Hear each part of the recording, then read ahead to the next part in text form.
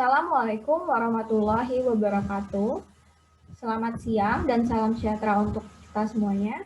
Perkenalkan kami dari kelompok 16 dengan anggota saya Lailatul Tatsbita Putri Wizar NIM 122190056 dan rekan saya. Saya Galih Kanti Woneng Dias, NIM 122190054.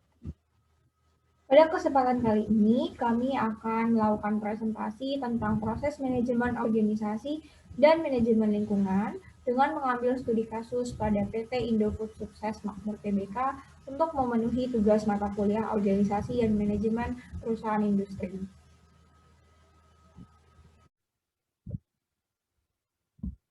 Pertama-tama, saya akan menjelaskan tentang profil perusahaan PT Indofood Sukses Makmur Tbk secara sekilas. Jadi, PT Indofood Sukses Makmur Tbk ini adalah salah satu perusahaan instan dan beberapa makanan olahan terkemuka di Indonesia. Dan perusahaan itu menjadi salah satu cabang perusahaan yang dimiliki oleh Salim Group. Next.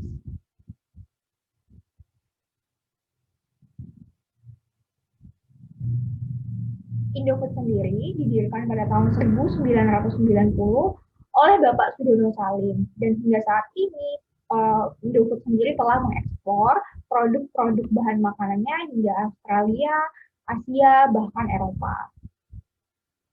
Nah, berikut adalah visi dan misi dari PT Indofood Sukses Makmur Tbk. Jadi untuk visinya, PT Indofood ini menjadi perusahaan yang dapat memenuhi kebutuhan pangan dengan produk bermutu, berkualitas, aman untuk dikonsumsi, dan menjadi pemimpin di industri makanan. Sedangkan untuk misinya, PT Indofood ini senantiasa meningkatkan kompetensi karyawan, proses produksi, dan teknologi, kemudian menyediakan produk yang berkualitas tinggi, inovatif, dan harga yang terjangkau, kemudian memastikan ketersediaan produk bagi seluruh pelanggannya, memberikan kontribusi dalam peningkatan kualitas hidup bangsa Indonesia, terutama di bidang nutrisi, dan meningkatkan stakeholders value secara berkesinambungan. Selanjutnya, saya akan menjelaskan tentang manajemen. Jadi, pengertian manajemen sendiri adalah manajemen adalah sebuah ilmu atau seni yang mengatur tentang proses pemanfaatan sumber daya manusia dan sumber-sumber lainnya dengan efektif dan efisien untuk mencapai satu tujuan tertentu yang telah ditentukan oleh perusahaan. Berikut adalah pengertian manajemen menurut beberapa ahli. Namun pada presentasi ini kami mengambil dari dua ahli, yaitu George R. Terry dan Peter Glick. Jadi menurut Terry sendiri, manajemen ini adalah sebuah proses yang melibatkan bimbingan atau arahan pada seluruh kelompok ke arah tujuan organisasional atau maksud yang nyata yang telah ditentukan sebelumnya. Sedangkan menurut Glick adalah manajemen ini adalah sebuah bidang ilmu pengetahuan yang berusaha secara sistematis untuk memahami mengapa dan bagaimana manusia bekerja bersama-sama untuk mencapai tujuan yang telah ditentukan dan membuat sistem pencapaian tujuan ini lebih bermanfaat bagi manusia dan perusahaan.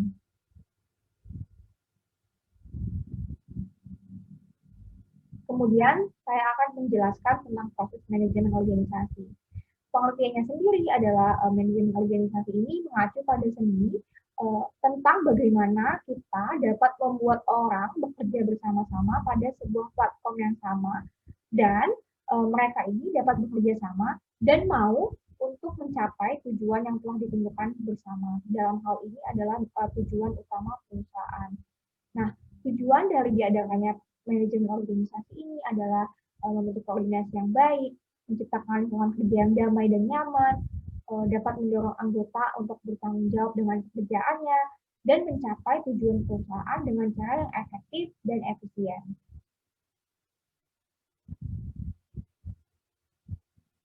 Nah, selanjutnya saya akan menjelaskan tentang manajemen lingkungan. Manajemen lingkungan sendiri adalah sebuah kerangka kerja yang bisa diintegrasikan dalam proses-proses bisnis yang telah ada untuk mengenal, mengukur, mengelola, dan mengontrol dampak-dampak lingkungan yang mungkin terjadi akibat proses produksi secara efektif. Dan itu juga sebagai cara untuk mengendalikan risiko-risiko lingkungan yang mungkin terjadi sebagai akibat dari produksi.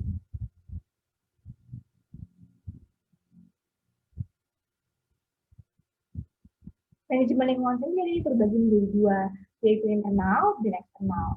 Dalam sisi internal sendiri, hal yang dimaksud adalah lingkungan pabrik atau lokasi fasilitas produksi. Yang di dalamnya itu terdapat lingkungan kerja seperti yang karyawan. Nah, contohnya sendiri adalah fasilitas kesehatan, APD, dan asuransi pegawai. Nah, untuk bagian eksternal sendiri, yaitu lingkungan yang berada di luar lokasi pabrik, yaitu segala hal yang dapat menimbulkan dampak pada lingkungan sekitar lokasi pabrik, seperti masyarakat yang tinggal di sekitar lokasi pabrik dan pihak-pihak yang mewakilinya, termasuk pemerintah, pelanggan, dan investor.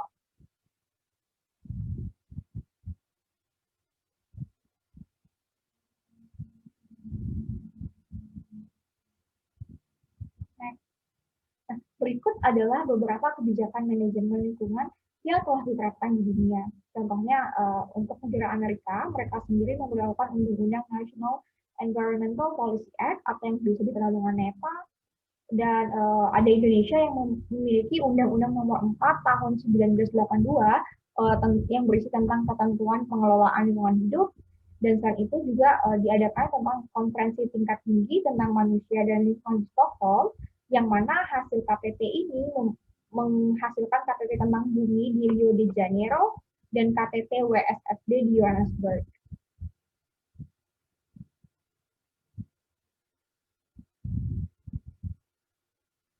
Nah, di manajemen lingkungan sendiri ada yang namanya audit system. Jadi audit system ini berdasarkan oleh ISO 14001, di mana setiap organisasi perusahaan diwajibkan untuk melakukan audit manajemen lingkungan.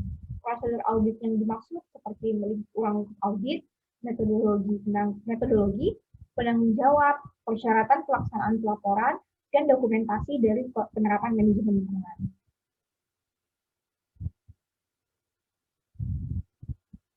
Selanjutnya, saya akan menjelaskan tentang proses manajemen organisasi. Nah, di proses manajemen organisasi ini ada memiliki unsur dasar untuk membentuk sebuah organisasi.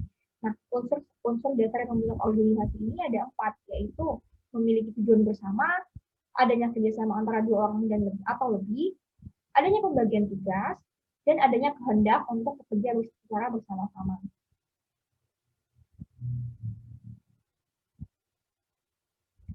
Berikut adalah fungsi manajemen dalam organisasi. Fungsi yang pertama adalah planning. Di sini yang dimaksud adalah fungsi perencanaan yang menyiapkan kegiatan dalam organisasi. Fungsi yang kedua adalah lead atau kepemimpinan. Di sini lead sendiri merupakan fungsi pengarahan untuk mengarahkan rencana yang telah dibuat sebelumnya, sehingga apapun yang kita lakukan dapat terarah dan tidak keluar dari apa yang sudah direncanakan sebelumnya dari fungsi planning. Nah, fungsi yang ketiga ada fungsi controlling atau fungsi pengawasan. Di sini fungsi ini berguna untuk mengawasi setiap kegiatan yang dilakukan di perusahaan atau organisasi agar selalu sesuai dengan arahan. Dan fungsi ini juga dapat menipiskan tingkat terjadinya kesalahan dalam pekerjaan di sebuah organisasi.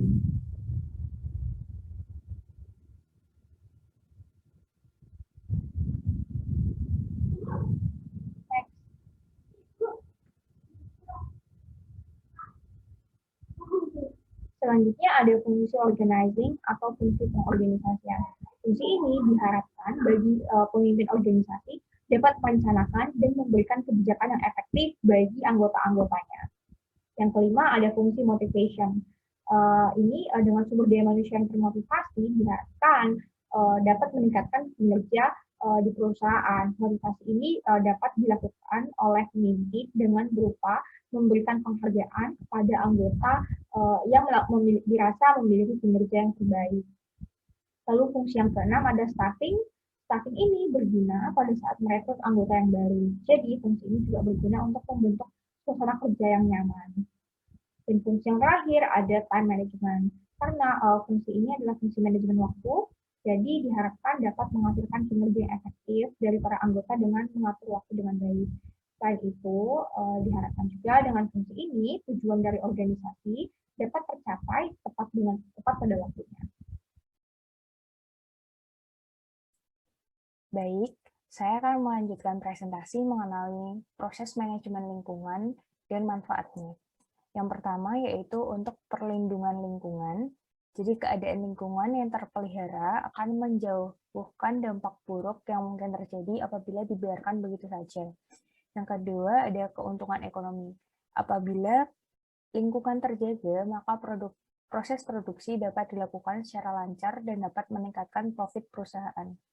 Yang ketiga ada menaikkan reputasi, yaitu lingkungan yang baik akan menaikkan reputasi perusahaan di mata para investor karena terlihat memperhatikan masalah lingkungan. Yang keempat ada memelihara hubungan baik. Hubungan dengan pemerintah dan warga sekitar akan berjalan baik karena tidak akan menimbulkan dampak buruk akibat kelalaian perusahaan. Yang kelima yaitu memberi jaminan ke konsumen. Lingkungan yang bersih akan berpengaruh ke produk akhir sehingga dapat meningkatkan loyalitas konsumen. Dan manfaat yang terakhir yaitu menurunkan risiko kerusakan lingkungan. Manajemen lingkungan mampu menurunkan risiko kerusakan lingkungan yang disebabkan perusahaan. Selanjutnya, kami membahas mengenai deskripsi tugas jabatan di PT Indofood Sukses Makmur Tbk. Yang pertama yaitu manajer umum. Jadi manajer umum di sini atau general manager ini mempunyai wewenang tertinggi dan bertanggung jawab atas kegiatan perusahaan. Selanjutnya ada manajer pabrik, yaitu bertugas untuk mengatur kegiatan yang berhubungan dengan proses produksi dan juga mengambil tindakan untuk kelancaran jalannya proses produksi. Selanjutnya ada manajer pengembangan dan pengawasan mutu produk, yaitu bertanggung jawab dalam memeriksa bahan baku, bahan tambahan, produk jadi, dan bahan pengemas. Selanjutnya ada manajer keuangan, yang bertugas untuk monitor budget dan planning dalam aspek finansial supaya sejalan dengan tujuan. Selanjutnya ada manajer personalia, yaitu bertanggung jawab menciptakan hubungan industrial yang harmonis di perusahaan. Dia juga bisa mengatur administrasi kepegawaian, keamanan, kehumasan, dan pelayanan umum perusahaan, baik jangka pendek maupun jangka panjang. Manajer selanjutnya yaitu manajer pemasaran, yang bertugas untuk menyiapkan rencana penjualan dan permintaan produk, serta menjalin hubungan baik dengan para distributor. Dan manajer yang terakhir itu adalah purchasing office, yaitu sebagai pengendali aktivitas pembelian, mengesahkan dokumen pembelian, dan mengevaluasi pemasok. Selanjutnya kami juga akan membahas mengenai proses manajemen organisasi di PT Indofood Sukses Makmur Tbk. Jadi PT Indofood Sukses Makmur Tbk ini memiliki beberapa proses manajemen yang diterapkan dalam proses manajemen organisasinya. Indofood ini menyusun beberapa strategi untuk mencapai tujuan perusahaan, diantaranya yang pertama yaitu production planning atau perencanaan produksi menggunakan SIP Indofood. Yang kedua, cakupan bisnis perusahaan Indofood ini, dan peningkatan pasar ke depannya membuat Enterprise Resource Planning atau ERP yang merupakan faktor penting dalam kesuksesan perusahaan. Selanjutnya, setiap divisi ini harus menyesuaikan rencana produk mereka sehingga akan selalu tersedia segala jenis bumbu yang dibutuhkan oleh berbagai varian mie instan. Selanjutnya ada harus menjaga agar persediaan di gudang seminimal mungkin.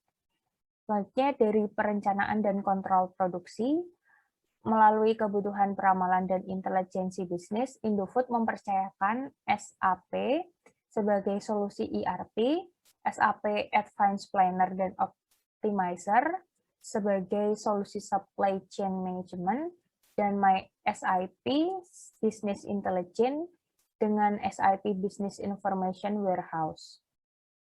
Selanjutnya, IBM iSeries ini sebagai platform hardware yang akan digunakan. Dan iSeries ini memiliki keamanan, stabilitas, dan efisiensi biaya dalam mendukung SIP, dan membantu perusahaan Indofood memaksimalisasi nilai dari solusi XIP-nya. Nah, PT Indofood ini juga melakukan organizing atau pengorganisasian berupa mengalokasikan sumber daya, menyusun dan menetapkan prosedur yang diperlukan, menetapkan struktur perusahaan dan tugas-tugas karyawannya. Akhirnya, PT Indofood ini melakukan directing atau pengarahan melalui yang pertama, dengan membimbing dan memberi motivasi kepada pekerja supaya bekerja efektif dan efisien. Selanjutnya, memberi tugas serta penjelasan secara rutin tentang pekerjaannya. Dan yang terakhir, menjelaskan semua kebijakan yang telah ditetapkan. Selain itu, PT Indofood juga melakukan controlling atau pengawasan melalui yang pertama, mengevaluasi kebersihan dan target dengan cara mengikuti standar indikator yang sudah ditetapkan. Selanjutnya, melakukan klarifikasi dan koreksi terhadap penyimpangan yang ditemukan. Selanjutnya, yaitu memberi alternatif solusi yang mungkin bisa mengatasi masalah yang terjadi. Di PT Indofood Sukses Makmur Tbk ini juga memiliki beberapa kebijakan yang diterapkan dalam proses manajemen lingkungannya. Beberapa hal yang telah diterapkan dalam manajemen lingkungan perusahaan ini adalah kebijakan KTK 3L yang diterapkan di antaranya, yaitu yang pertama, memenuhi peraturan perundang-undangan serta persyaratan lainnya yang berhubungan dengan K3 dan lingkungan. Selanjutnya yaitu mencegah kecelakaan kerja, penyakit akibat kerja, dan pencemaran lingkungan. Lalu juga melakukan penghematan sumber daya alam, dan mendorong peningkatan kesadaran dan kompetensi pekerja di bidang K3 dan lingkungan. Selanjutnya ada pengelolaan limbah. PT Indofood ini juga bekerja sama dengan industri lain untuk membentuk Packaging and Recycle Alliances for Indonesia Sustainable Environment atau organisasi PRACE, yaitu adalah sebuah koalisi untuk melaksanakan dan mengidentifikasi solusi-solusi praktis bagi pengelolaan limbah perkotaan. PRACE ini juga menyelenggarakan diskusi rutin, dialog, dan sesi berbagi informasi yang didukung oleh para anggota yang terdiri dari akademis dan praktisi industri. Selanjutnya ada pengelolaan limbah cair. Jadi proses pengelolaan limbah cair yang dilakukan oleh PT Indofood ini dilakukan dalam beberapa tahap, sehingga limbah yang dihasilkan tetap dalam kondisi yang tidak mencemari lingkungan serta bersertifikat halal. Beberapa tahap yang dilalui ini yang pertama yaitu trapping. Trapping di sini itu adalah pemisahan limbah padat yang terlarut di dalam cairan. Yang kedua ada ekualisasi, yaitu menstabilkan kondisi limbah cair yang akan diolah. Selanjutnya ada aerasi, yaitu memasukkan oksigen ke dalam air dengan tujuan mendegradasi sisa polutan. Selanjutnya ada sedimentasi, yaitu proses pengendapan padatan. Selanjutnya ada kontrol, yaitu menguji apakah mengapa air limbah ini sudah memenuhi syarat kehidupan atau belum. Selanjutnya ada klorinasi, yaitu membunuh mikroba dengan kaporit. Selanjutnya ada filtrasi, yaitu proses penyaringan sisa endapan dengan pasir penyaring. Dan yang terakhir ada penampung, yaitu menampung hasil akhir proses pengelolaan limbah cair. Nah, selanjutnya ada juga pengelolaan limbah B3 yang berdasarkan Peraturan Pemerintah Nomor 104 Tahun 2014 tentang pengelolaan limbah berbahaya dan beracun. Yang pertama ada melakukan identifikasi limbah. Identifikasi ini dilakukan sesuai dengan peraturan pemerintah. Yang kedua ada membuat tempat pembuangan. PT Indofood membuat tempat pembuangan sesuai dengan peraturan tentang tata cara penimbunan hasil pengelolaan dan penimbunan limbah bahan berbahaya dan beracun. Selanjutnya ada melapor ke Dinas Lingkungan Hidup.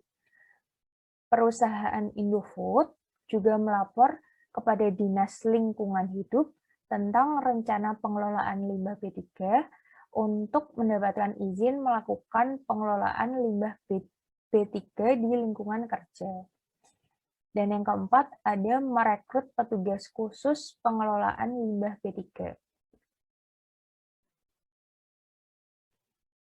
PT Indofood ini juga memiliki berbagai program pengelolaan lingkungan sebagai bagian dari kegiatan CSR, yaitu Corporate Social Responsibility, seperti yang pertama yaitu praktik perkebunan yang berkelanjutan. Ada juga proper, yaitu melakukan penilaian atas program kinerja perusahaan dalam pengelolaan lingkungan yang sejalan dengan program Kementerian Lingkungan Hidup dan ternyata berhasil mendapatkan peringkat hijau. Selanjutnya ada sistem manajemen lingkungan. Jadi Grup Bogasari telah menerapkan sertifikat ISO 14001. Selanjutnya ada pengelolaan limbah dan pengelolaan air. Pengelolaan air ini bahwa komitmen PT Indofood ini terhadap perlindungan lingkungan juga ditunjukkan dengan dilakukannya pengelolaan limbah cair yang bersumber dari proses produksinya, sehingga air yang tercemar akibat proses produksi dapat kembali seperti semula yang tidak tercemar. Selanjutnya ada pengelolaan energi dan inisiatif kemasan. Kita masuk dalam kesimpulan dan saran untuk proses manajemen organisasi di PT Indofood Sukses Makmur Tbk. Jadi kesimpulannya yang dapat kami tarik adalah kelancaran proses produksi pada PT Indofood Sukses Makmur Tbk ini tidak lepas dari proses manajemen organisasinya. Tanpa proses manajemen organisasi yang baik, tujuan perusahaan ini juga tidak akan tercapai. Selain itu, muncul kesalahan pada lini produksi. Proses manajemen organisasi pada PT Indofood ini dapat dilihat pada struktur organisasi yang sangat lengkap dan memperhatikan detail. Dapat disimpulkan bahwa proses manajemen organisasi pada PT Indofood ini sudah sangat baik dan mampu bersaing dengan perusahaan lainnya. Adapun saran, yaitu ketatnya persaingan yang dihadapi oleh PT Indofood, khususnya di bidang produk mie instan, menjadikan perusahaan harus bekerja keras untuk tetap menjaga posisi perusahaan sebagai market leader-nya nih. Maka dari itu, perlu diadakannya inovasi pada divisi promotion manager agar dapat mengatasi persaingan yang timbul dalam menggait konsumen dengan menerapkan strategi pemasaran yang jitu dan tidak mudah diikuti oleh perusahaan lain. Selain itu, perlu adanya pelatihan kepada para karyawan untuk menciptakan karyawan yang lebih unggul. Pemberian reward juga dirasa perlu untuk meningkatkan motivasi karyawan dalam meningkatkan performanya dalam bekerja. Adapun kesimpulan dan saran juga mengenai proses manajemen lingkungan di PT Indofood Sukses Makmur Tbk. Jadi kesimpulan yang dapat kami tarik yaitu PT Indofood sudah menerapkan manajemen lingkungan berupa kebijakan K3L, pengelolaan limbah cair, pengelolaan limbah B3, beserta pemeliharaan lingkungan yang baik sesuai dengan standar ISO 14001 tahun 2015 yang ditunjukkan dengan diperolehnya sertifikat ISO 14001 pada beberapa unit operasionalnya seperti Grup Bogasari dan CBP. Selain itu juga PT Indofood Sukses Makmur Tbk ini memiliki program CSR yang sejalan dengan pengelolaan limbah, pengelolaan lingkungan maksud kami, sebagai bukti komitmennya terhadap manajemen lingkungan di perusahaan. Adapun sarannya yaitu PT Indofood Sukses Makmur Tbk ini perlu menambah sabun pada ruang sanitasi produksi yang dibuat otomatis untuk mencegah terjadinya kontaminasi, menjaga kebersihan kantin dan alat makan agar lebih diperhatikan serta memanfaatkan air hasil pengelolaan limbah di IPAL. Sekian presentasi dari kami, kurang lebihnya mohon maaf, semoga bermanfaat, dan wassalamualaikum warahmatullahi wabarakatuh.